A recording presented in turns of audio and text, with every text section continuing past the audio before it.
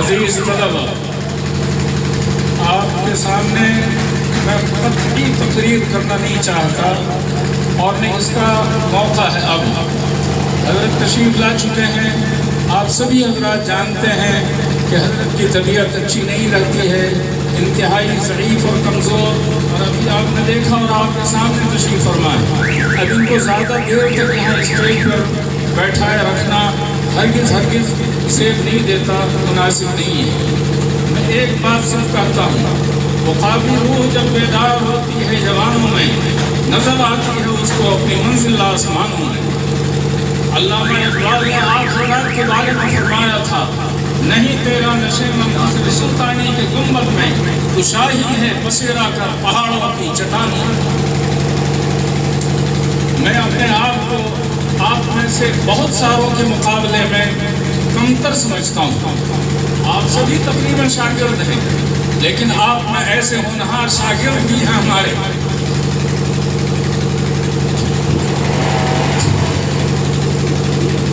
میں اگر قسم کھا کر کے کہوں، کوئی دکھاوے کے طور پر نہیں، حقیقتاً میں اپنے آپ کو ان سے کمتر سمجھتا ہوں۔ آپ کی اس مجلس میں ایسے ہمارے شاگرد تشریف فرما، میں ان سے اپنے آپ کو کمتر سمجھتا ہوں۔ یہ شاید نہیں سمجھتا کہ میں ان کے سامنے، لیکن آپ نے احترام دیا ہے۔ اس وقت سے آپ اپنی لسان ہے اپنے اساتذہ کے بارے میں، ادارے کے بارے میں، اس کی تعریف و توصیف کے سلسلے آپ کی زبان کا خود احسان ہے۔ اللہ تبارک و تعالی آپ کے اس اثر کو اور آپ کی اس محبتوں کو قائم رکھے اور اس کے اندر اضافہ فرمائے۔ آج سے صرف 14 یا 15 دن پہلے اچانک یہ شوکت، ولی تاج الدین اور قاری ذکی رات کے 11:30 بجے میرے کمرے میں پہنچے تھے، اور اس وقت انہوں نے یہ تجویز رکھی آج کے اس پروگرام کے سلسلے کی۔ اللہ شاہد ہے، میں نے ان سے کہا کہ حضرت قاری نسیم محمد صاحب رحمۃ اللہ علیہ تو یہ جذبہ لیے اس دنیا سے تشریف لے گئے، لیکن ہم دو آدمی ابھی زندہ ہیں۔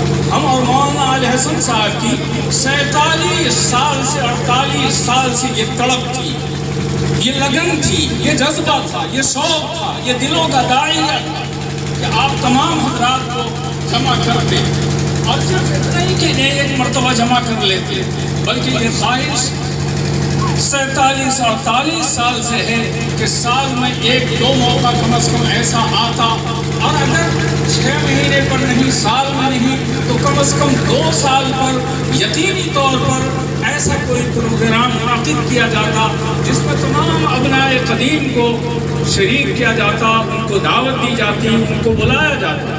آپ حضرات نے یہ پروگرام حشمت پیلس میں کر لیا۔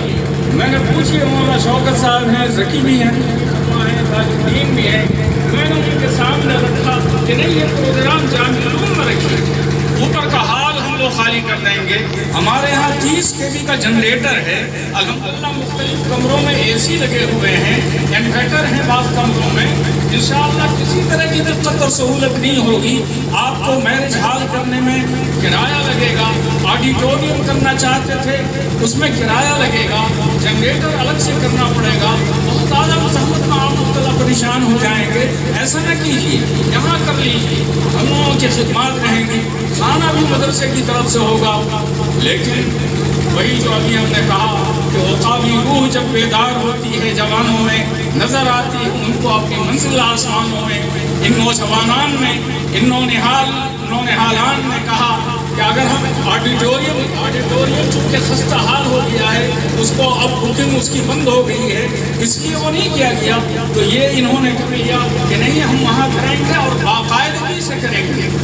الحمدللہ بہرحال یہ ہوا۔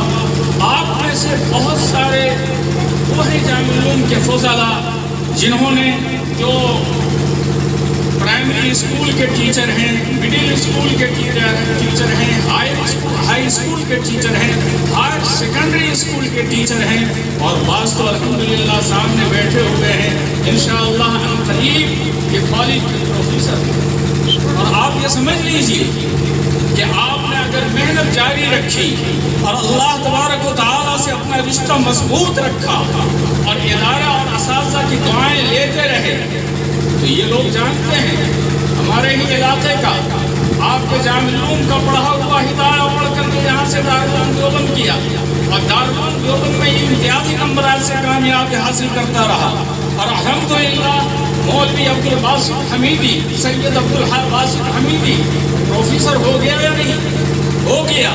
آپ میں سے وہ لوگ جو ابھی دوسرے مشاغل میں مشغول ہیں بہت سارے لوگوں نے لائن تبدیل کر لیا میں ان سے بھی کہتا ہوں کہ اپنی محنتیں جاری رکھیے پڑھاتے ہوئے جاری رکھیے امامت کرتے ہوئے جاری رکھیے اور اپنا حوصلہ بلند رکھیے. آپ اس کے اوپر توقع نہ کیجیے کہ ہائی اسکول کی نوکری مل گئی.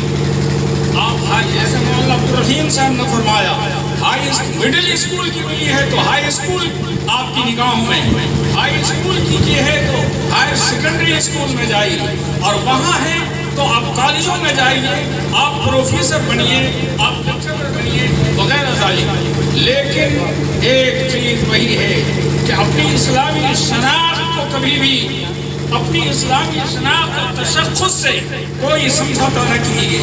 یاد رکھیے آپ پروفیسر ہو جائیں گے آپ IAS ہو جائیں گے لیکن اگر آپ نے اپنی شناخت کو پامال کر دیا فراموش کر دیا تو پھر جو عزت و وقار آپ چاہیں گے وہ عزت و وقار نہیں حاصل ہو سکتا ہے.